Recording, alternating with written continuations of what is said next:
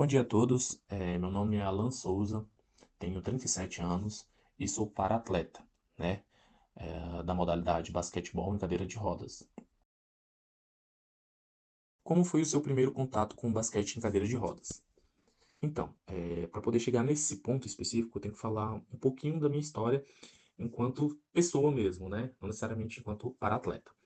O que acontece? Eu nasci como qualquer outra criança, né, dita normal, sem nenhum tipo de dificuldade de locomoção, nenhum tipo de deficiência física. Só que o que que acontece?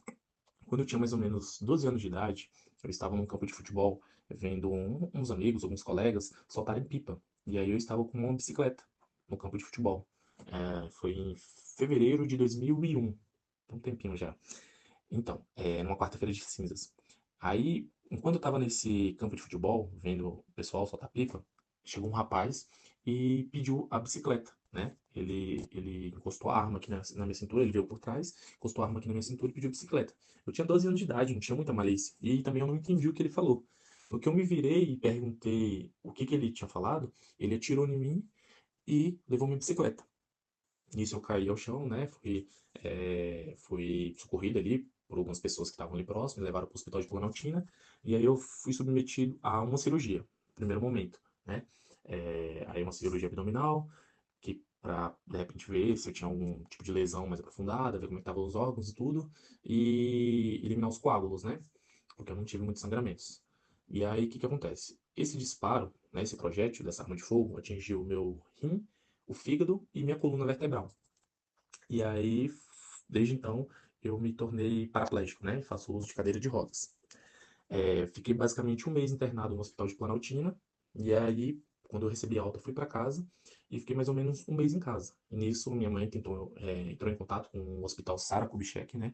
Que é um dos, se não o melhor da América Latina, está entre os melhores hospitais os hospitais que cuidam do aparelho locomotor, né? Aí, quando eu fui internado, eu fiquei mais ou menos um mês nesse hospital Sara Kubitschek. E lá, a gente, enquanto paciente, a gente tem algumas rotinas e alguns acompanhamentos. A gente tem acompanhamento com psicólogo, pedagogo, ah, alguns professores, né?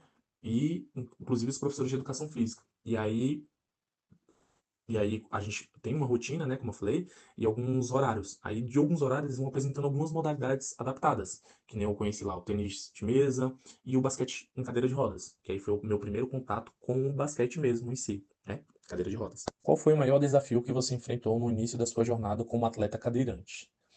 Então, como eu disse, eu tive o meu primeiro contato com o basquete no Hospital Sara Kubitschek. Depois que eu tive alta, né, eu voltei basicamente para casa e basicamente eu só ia para a escola. Era basicamente a minha rotina, de casa para a escola e da escola para casa. E nisso eu contava muito com a ajuda, né, dos meus irmãos ou de algum um amigo ou outro, né, que me auxiliava tanto para ir para a escola quanto para voltar, né, porque eu ainda não tinha essa independência, né, de poder se locomover sozinho com cadeira de rodas. E a escola, por mais que ela fosse próxima da minha residência, era mais ou menos umas 3 quadras. Então, para ir era super tranquilo, que era descida e tudo, mas na subida era um pouco mais desgastante. E fora, como eu falei, eu ainda estava nesse processo, no início da adaptação, na cadeira de rodas. Então, não me sentia muito confiante, né, em fazer isso sozinho. E aí, o que que acontece?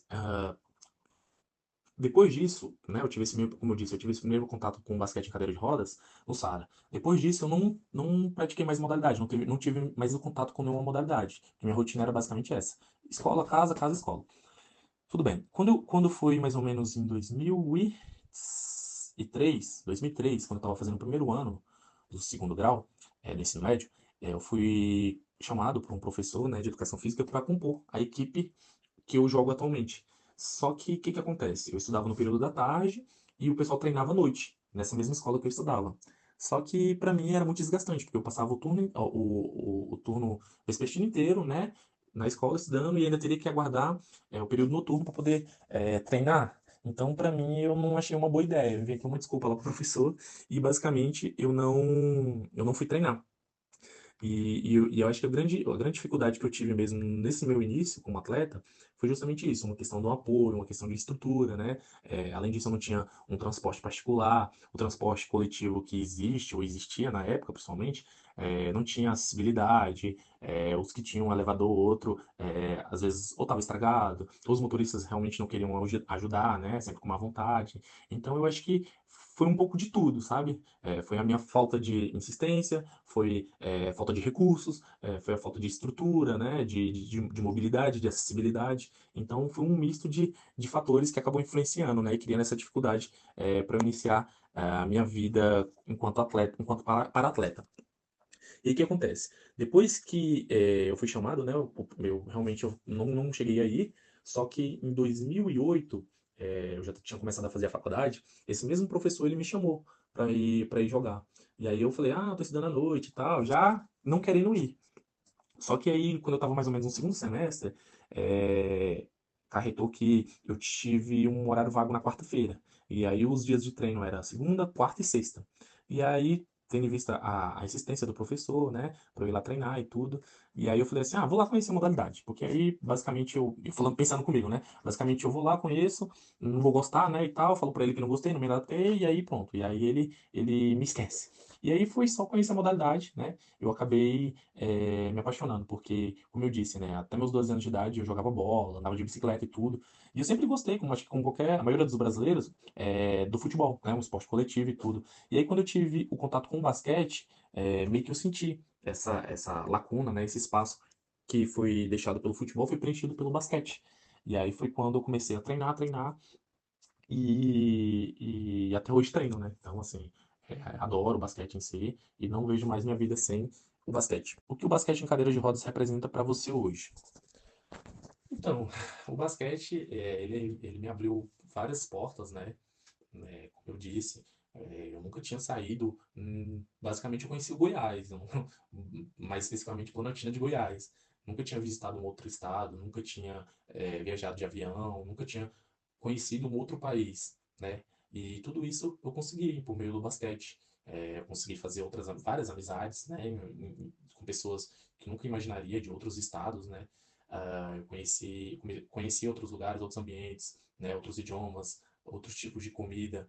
Então eu vejo que o basquete ele tem um peso significativo, assim, muito grande na minha vida. Porque hoje eu sou quem sou, muito em razão do basquete, né? Anteriormente, por exemplo, quando eu comecei a treinar, foi mais ou menos o período que eu também comecei a namorar com a minha atual esposa. E eu lembro, né, que às vezes eu não tinha nem muito assunto que falar com ela, porque minha realidade era muito limitada. Era da minha casa para a escola e vice-versa. Depois, com o basquete, eu comecei a conhecer pessoas novas, lugares novos, né?